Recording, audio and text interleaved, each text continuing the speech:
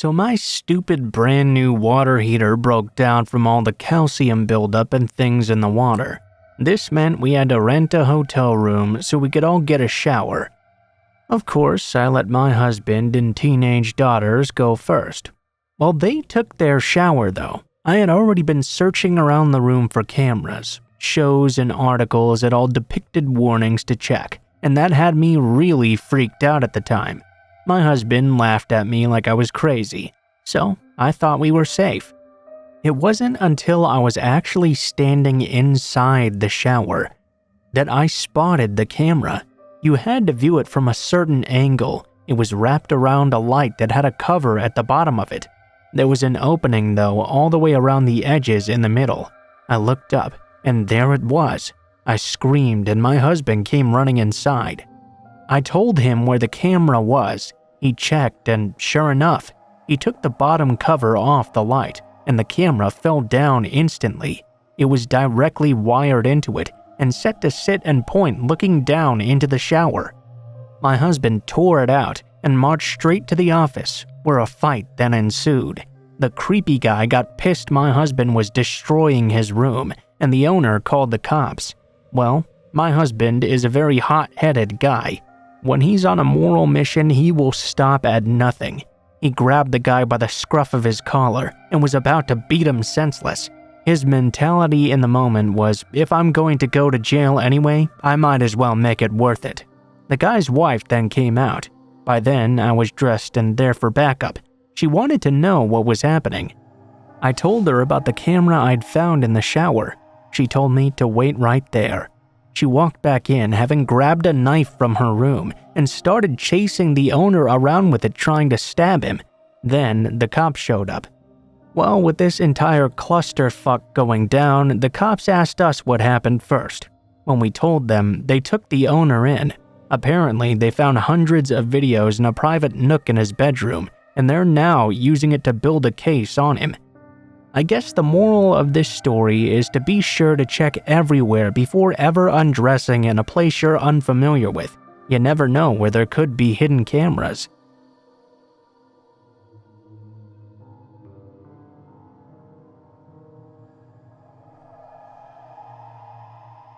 Back around 1992, I was in high school. At that time, I was a sophomore, and unlike most of my friends in school, I didn't work the typical high school jobs like McDonald's, Taco Bell, some retail job in the mall, or work at the local grocery store.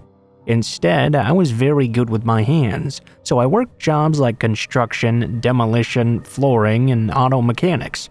All of my contacts I worked under the table, as I started working some of these jobs at 14 years old. It was beneficial for both of us, as I was only called in when needed, and I was the guy willing to only work evenings and weekends. One of my contacts worked doing remodeling projects like at restaurants, bars, retail shops, and typical commercial projects that we could only work after hours. Like I said, that worked out for both of us, because I went to school still and would sometimes work after school or weekends. For this one contact, it wasn't uncommon for him to leave me alone at a site and have a big list of things for me to do alone, mostly demolition work. I did all this while the other crew was doing the installation or remodeling. I was the kid, but I had their respect because I always did what I was supposed to do, and I did the work of a man without complaints. It paid real good, too. In one night, I could make more than my friends did working all week at McDonald's. This one instance, I got a call from a guy I worked for, and he said he had a project for me. If I could work the following Saturday, that would be just great. I said yeah, sure. He said to be sure to bring food and lots of drinks, as there was nothing nearby. I used to have a small cooler. I would fill it up with drinks like Coke, Gatorade, whatever, plus chips and a couple sandwiches. Back then, I could just about eat a whole damn pizza by myself and burn it all off the next day. He picked me up that Saturday morning, as I didn't have a car or license yet. He would pick me up and drive me to sites for work, then leave me alone there. I rarely worked with his other crews, as they were the more skilled labor guys. Here's the part that was my major downfall in this story. I didn't actually pay attention to where we were going. I was too busy talking to the guy about the job. I think we were talking about cars as well or something. At the time, my goal was to save up enough money to buy an old muscle car and rebuild it. It took a long time to arrive at the site. As we drove up, I could see immediately it was in the middle of nowhere. You may not think that California has a lot of places like this, but back in the early 1990s out in the Mojave Desert, yes, there were tons of big plots of land, and homes were more than a few city blocks apart. I knew we left the highway and went down a few other 2-lane highways for a long distance. I remember he asked me about the things I brought, and pulled out a brand new jug of water he had in his truck as well. It looked like it had been there a while. He told me to take the extra just in case. The water to the house I would be working at was already cut off. As we pulled up to the property, he was in a real hurry to drop off the tools and get to another work site. I hurried along to help him with things like breaker bars, shovels, pry bar, hammer, broom, several big trash bins, and a small tool bag I often had with me. He told me he would be back to pick me up at about 5 to 6. There was no electricity at this site either. It should only take me until then to do what I needed to do. That was always his way of saying, I'm only paying you until this time, so you better get everything done by then. Usually this was not too outrageous, and we always had a good understanding on time and tasks. He drove away, and now I was at the property all alone. I walked into this house in the middle of the desert, and it was mostly empty. My job was to remove all remaining furniture, contents, and appliances. Remove all the flooring, gut the kitchen and bathrooms, remove all the wood paneling. This project was going to be what we call now a flip. They were going to fix it up and sell it off. Almost immediately as I walked in, I kinda got a spooky vibe from the place. It was very odd. Mind you, I was used to being on sites alone working all night. This was daytime on a Saturday and very bright outside. Inside, though, the house was so old, dark, and musty. It was kind of cool, but the kind of cool that gives you big goosebumps. To add to the spook factor, let me describe to you what I remember. Imagine walking back in time to the 1960s, dark ground carpet that looked like matted down moldy broccoli, pine wood everywhere that had a darker stain to it. The wood paneling wasn't the kind used in the 1980s sheet paneling, but actual board paneling, tongued and grooved. There were old window curtains that looked like someone's grandma had just made them. The stuff that was left behind was like old Victorian furniture and a closet full of old stuffed animals that looked to be 30 years old. I had an old battery-powered radio with me, but I could only get a few stations. At least I was just happy to hear the noise instead of absolute silence. I started removing all the junk from the house, as I normally did on a project like this if there wasn't a dumpster on site. I tore up all the flooring next, and to my delight, everything seemed to come up with ease. It was rip, cut, and toss right away. I took a big demo hammer to the kitchen and tore it all apart in less than an hour. I ended up using that big jug of water my boss had given me to wash my hands and face periodically. By late noon, as most who know the desert, the dryness starts to take the moisture from you, especially if you're working in it. So by late afternoon, I was already down to my last drink, and I had already eaten everything I had brought as well. No worries though, the guy should be there in only a couple of hours to pick me up. As the time gets closer for them to arrive, I was already finished with all my tasks. I even swept the entire place. It was perfectly ready for the rehab crew to get immediately to work making this place look modern. The time of year I was out here, it wasn't a typical hot desert day. But you know, in the desert, as soon as the sun goes down, it cools even more rapidly. I had a flannel shirt, but that was not enough, and it was starting to get very dark. This was the time before cell phones were common, and there was no electricity, water, or phone service to the house. I climbed up to get on top of the roof and get a better look around. I wanted to see if I could see anything in the distance. What looked like miles down the road, I saw a smaller road that this dirt road led to. There were a few homes, but those were all dark. My first thought was to hike down to a neighbor's house and ask them if I could use the phone and see what was going on. I could see, though, that in the nearest house no one was home, and the other homes also looked abandoned as well. If you remember the early 90s, that was the start of a decline in the economy and a recession, so it wasn't uncommon for a lot of foreclosed homes to be in a big tract. I started to think about my various options as it began to get dark very fast. 1 was to stay in that house until morning.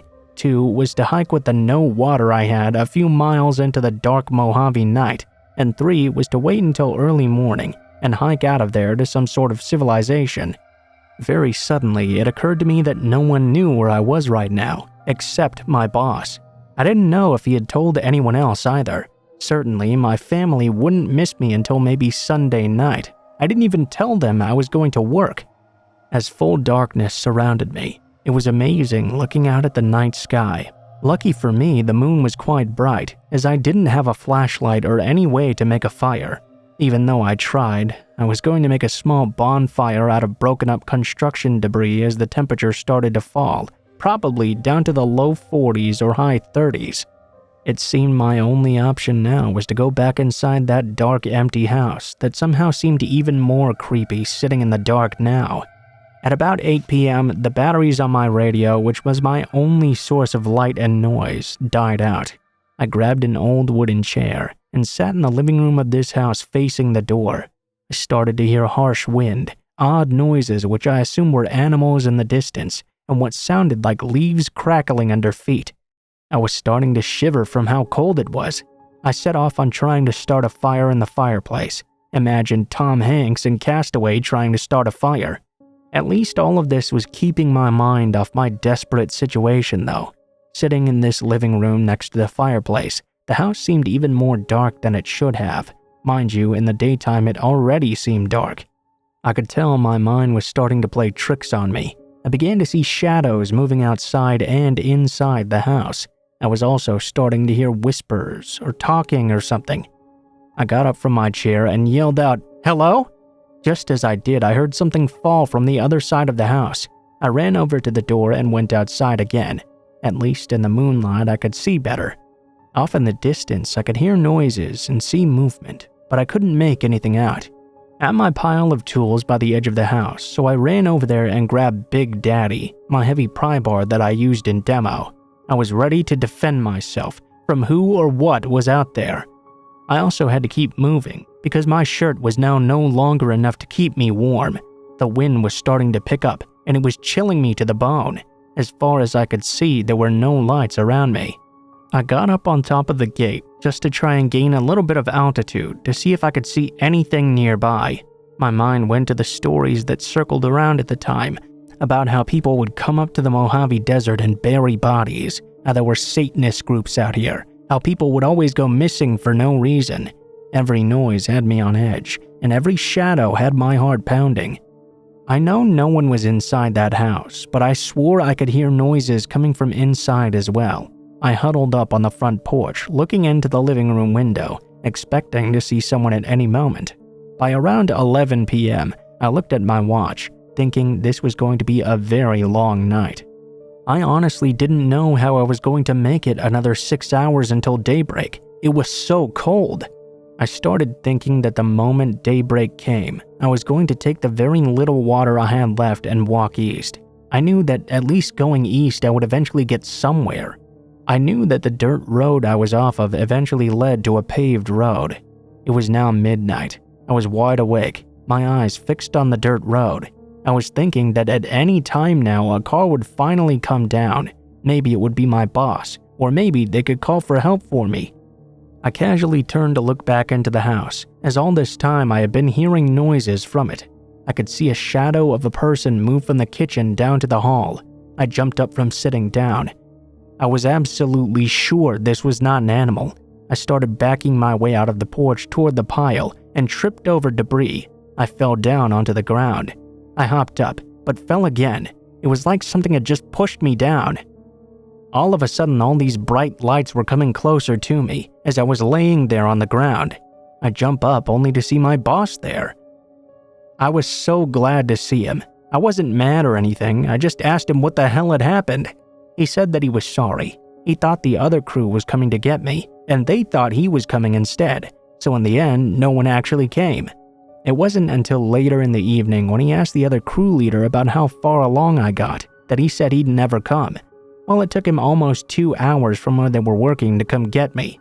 He felt really bad and told me he was going to pay me for the entire time I was stuck out there. He grabbed a can of Coke from his cooler. He asked me if I was thirsty. I was so dehydrated I drank it in a single gulp. Once we got back towards civilization, he went through a fast food drive-thru, and I ate like I'd never eaten before either. As we were driving home, I asked him about the house. I told him how creepy it was and about the figure I'd seen. He said he didn't have any information. The only knowledge he had was what we were supposed to do. After that, I always made sure to keep extra batteries, flashlights, and doubled the amount of liquid on me at all times.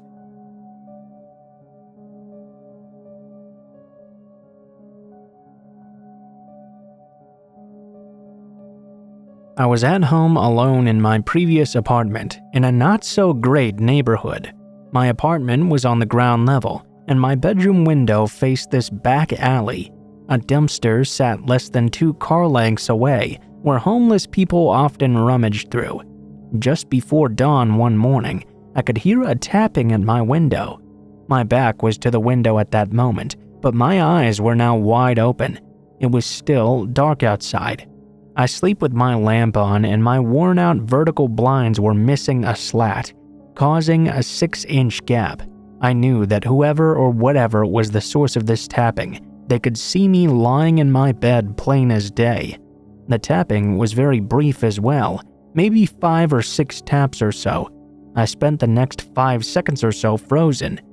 Bizarrely, I was trying to convince myself it was something or anything else but a person watching me and tapping on my window.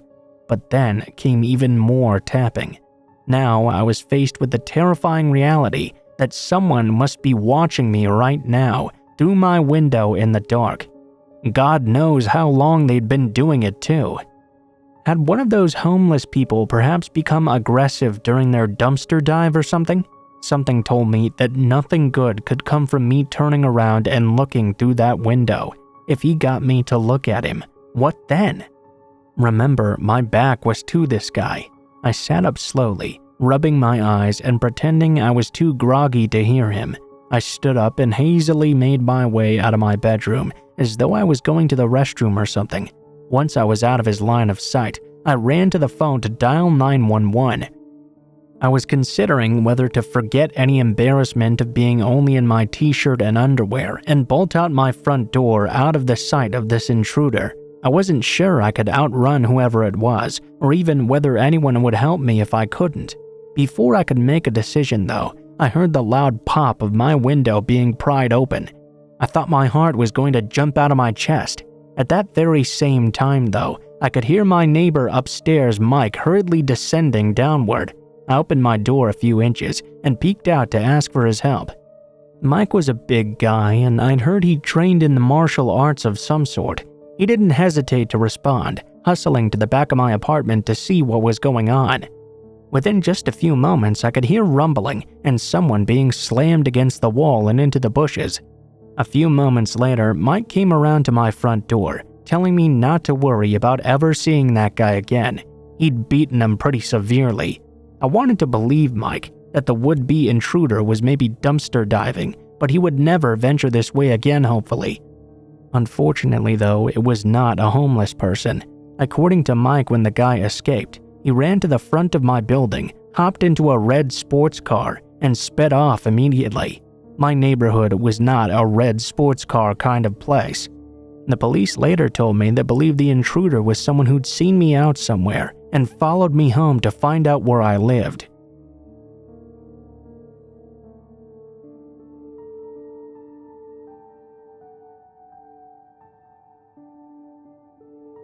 So let me first set a couple of things straight. Our little village was the kind of place where everyone knows everyone. I could count the amount of houses on 2 hands. We were a really quiet and close-knit community, and nothing really ever happened there. It was proper out-in-the-sticks sort of stuff. One night a few years ago, my mom and my stepdad had gone out to this concert and left me in charge of my little brother and the dog. I wasn't very old at the time, about 14 years old. Of course, I felt really proud my parents trusted me enough to do that. I thought I was a pretty cool big brother in all things considered. I thought me and my brother would be doing cool babysitter stuff, staying up late, eating pizza together. I'm kind of glad we did, because I don't know what would have happened if we hadn't. At about 10:30, the power suddenly cut out. I didn't really think anything of this because the weather hadn't been that great lately. I figured that must have something to do with it. I grabbed some candles out of the cupboard and lit them. I also put some of our favorite songs on in the background. As soon as I sat back down, Sonny, my little brother, turned to me and told me very calmly that he had seen someone outside. I was a little bit perturbed by this, but the dog hadn't been acting crazy or anything, so I presumed it was just the neighbor. He shrugged and went back to his drawings. There was a running joke in our house that you don't need a clock with the dog around, and because he's such a creature of habit that he'll consistently get up at exactly the same time every night and tell you it's time to initiate his nightly go-to-bed protocol. It was about 3/4 of an hour after the power went out when my dog decided now was the time. I told Sonny to go get the dog his biscuit while I let him out for a piss. Now, our kitchen is an extension to the original house, so as such has a flat roof. It was competitively low to the ground compared to the rest of the house and offered easy access to the bathroom window. As I opened the door so the dog could do his thing, Sonny pushed past me into the doorway and called out, "I know you're still out there. I'm calling the police." As he turned around with the biggest, proudest smile I'd ever seen on his face, I could hear a very distinct rustling coming from just above the doorway. I don't think I'll ever forget the way Sonny's face dropped in that moment when he looked up just above my head. I looked up too. There was a man sitting on the roof just above me. He panicked and tried to kick me as he came down, then ran off into the next door neighbor's garden, presumably into the cornfield surrounding our village. Needless to say, I was scared shitless. Sonny was bawling his eyes out. I ushered him inside as quickly as I could and grabbed a knife from the kitchen. We both went to his room, and I told him to try and get some sleep while I waited for our parents to arrive back home. It was an agonizingly long 4 hours before they did. My stepdad immediately went outside to check to see if everything was all right. I heard them talking. Someone had smashed the fuse box. Obviously, we called the police, but they didn't come until later that day. They did a search of the immediate premises and found a makeshift bed in a nearby disused barn, along with pictures of us in the shower through the frosted glass. I think it's pretty safe to say the whole experience definitely shook us up. We moved out as soon as we could, but I still shut curtains whenever I can. I see shadows underneath every door I see. Sonny keeps quiet about it, but I'm not sure if that's just because his brain has cut it out or what.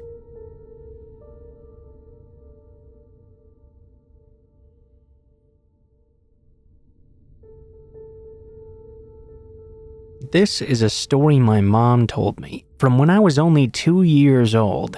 My family has a small acreage in the Canadian prairies.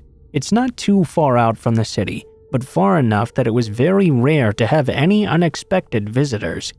At the time, we had some sheep and chickens, but it wasn't a huge farm. It was just my mom, my dad, my sister, and I. My sister was 5 years older than me, so only 7 around that time. We also had a very sweet dog named Maggie. My parents have always said she was the best farm dog we ever had. She was some sort of Bouvier cross with shaggy black hair and was very sweet with both animals and kids. She never barked or got upset without a very good reason, much unlike our last pup who, bless her soul, would bark at the very wind. My dad was out of town this particular night, I think visiting my grandpa in his town down south. This meant my mom was alone with just us little guys, and Maggie soundly sleeping on the porch. My mom was woken up in the middle of the night to Maggie growling. My mom was a pretty light sleeper, so it didn't take very much to wake her up. This was very unusual behavior from our pup. My mom thought it must have been an animal or something, so she took a peek outside. Some coyotes or large bucks would upset Maggie, so that was the most likely explanation. However, this was not the case that night. Our farm was right adjacent to the highway, and there was a long unlit lane that led into our yard. It wasn't obvious at first, but my mom could see a dark vehicle slowly creeping its way down the lane. The car's headlights were off, and we didn't have a lot of light in the yard. My mom's stomach immediately sunk. Anyone with good intentions wouldn't have their headlights shut off like this. She also had 2 little kids in the house she now had to protect. She watched as they slowly crept into the yard.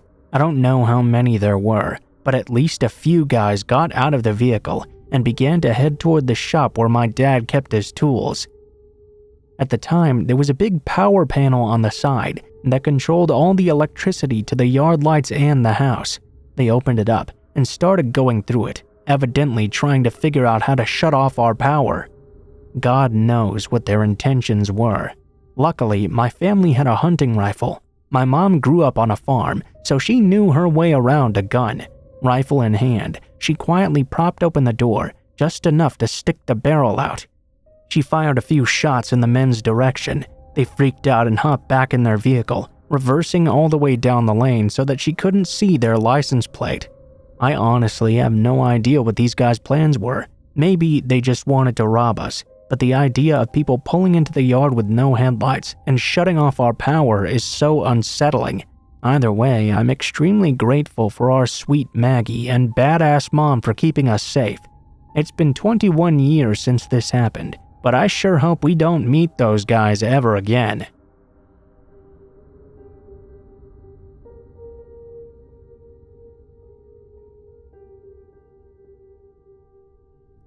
This happened when I was in the 1st grade. I think, based on the people involved, it had to have been. Just know that I was very young, but still old enough to be in school. After school, I had to take the bus, as we lived a bit too far away for me to get dropped off and picked up each day. Usually, I would get dropped off by the bus on a random street near a different school with a bunch of kids. My grandma would be there waiting. The street couldn't be seen from that school, however. It was basically just a random street with no real places around. There were some houses nearby, but they were all behind walls so they couldn't see this street. It was a great place to grab someone and not be seen. One day, my uncle had borrowed the car and was supposed to pick me up. I didn't know this at the time, so I was very confused as to why my grandma had not shown up yet. Since this was way back in the day when little kids didn't have cell phones, I had no way to call her and see what was going on. I was stuck there pacing back and forth since my uncle was very late now.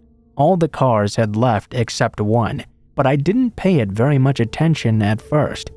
Even the kids that would walk home from the bus stop were now gone at this point. About 10 minutes later, a car pulled up next to me. I can still remember this car because for some reason it had patches of cloth on it in random places, as if this person was trying to make a quilted car or something. I suppose the sheer ugliness of it didn't matter much though. I just think it was really odd. I want to let you have that visual in your head. Anyway, an older lady got out of the car and started walking toward me as I was still pacing back and forth. I saw her stop, and then suddenly, I heard a voice behind me asking what this lady was doing. Without even taking her eyes off me, the old woman said, "Oh, my daughter called and told me my granddaughter was pacing back and forth on this street. I came by to pick her up." By this time, the voice from behind me was now next to me. I saw it was my friend's mom.